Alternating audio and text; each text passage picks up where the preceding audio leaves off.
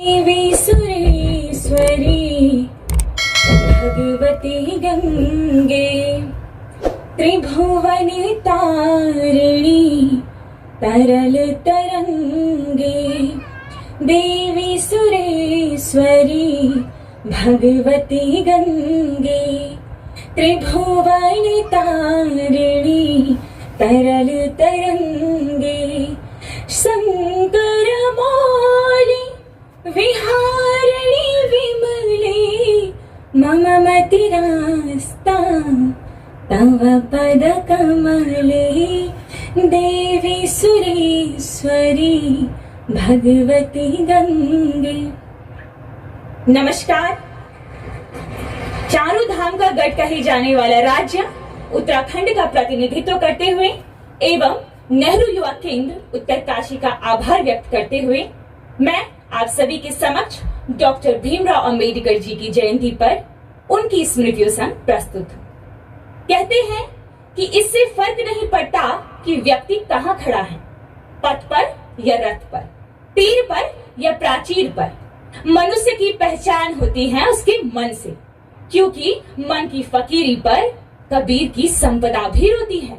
ये पंक्तियां हैं श्रीमान अटल बिहारी वाजपेयी जी की, परंतु ये पंक्तियां चरितार्थ करती हैं डॉक्टर भीमराव अंबेडकर जी के चरित्र को, जो कहते थे life should be great rather than long. हमारी भारतीय संस्कृति में कहा जाता है फलिन परिचायते, अर्थात फल परिचायक होता है कि वृक्ष कैसा है, और कर्म परिचायक होते हैं कि हमारा किरदार कैसा है।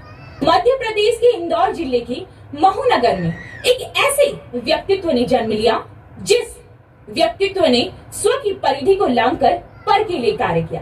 एक ऐसा व्यक्तित्व जिसे संघर्ष कभी झुका न सका, और आज हम उन्हें अनस्टॉपेबल मैन के नाम से जानते हैं, जो हमेशा कहा करते थे कि यदि मुझे अपने आप और देश की आजादी में से किसी एक को चुनना पड़े तो मैं देश की आजादी को चुनूंगा, और यदि देश की आजादी और दलित उत्थान में से मुझे किसी एक को चुनना पड़े तो मैं दलित उत्थान को चुनूंगा, क्योंकि ऐसी आजादी किसी काम की नहीं जिस आजादी में समानता का अधिकार ना हो। ऐसे देवतुल्य स्वतंत्र भारत के प्रथम न्याय मंत्री एवं संविधान सभा के जनक डॉक्टर भीमराव अंबेडकर जी की जयंती पर आप सभी को हार्दिक बधाई। यदि बात बाबा साहिब के बचपन की जाए तो उनका बचपन कई यातनाओं में बीता, परंतु तब भी उन्होंने अपनी शिक्षा को नहीं त्यागा, क्योंकि उनका मानना था कि शिक्षा उस शेरनी का दूध है जो पिएगा वही दहाड़ेगा।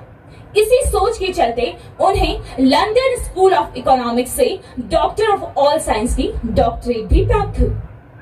बाबा साहिब कहा करते थे that cultivation of mind is the ultimate aim of human existence। यह कथन उनकी बुद्धि की स्थिरता को बताता है। मान्यवर, आप विचार कीजिए कि जिस व्यक्ति के साथ बचपन से ही अमानवीय व्यवहार होता आया, उन्होंने तब भी अपने मन में कभी भी नफरत को नहीं पनपने दिया। उनका मानना था कि नफरत एक कमजोर दिमाग का खेल है। वे अंत तक एकता और भाईचारे की बात करते रहे। वे कहते रहे, we are Indians firstly and last. मुझे गर्व है कि मैंने ऐसे देश में जन्म लिया है जिस देश में बाबा साहिब जैसे महापुरुषों ने जन्म लिया। वास्तव में उनका चरित्र हम सभी के लिए अनुकरणीय है एवं उनके द्वारा किए गए कार्य हम सभी के लिए अविस्मरणीय है।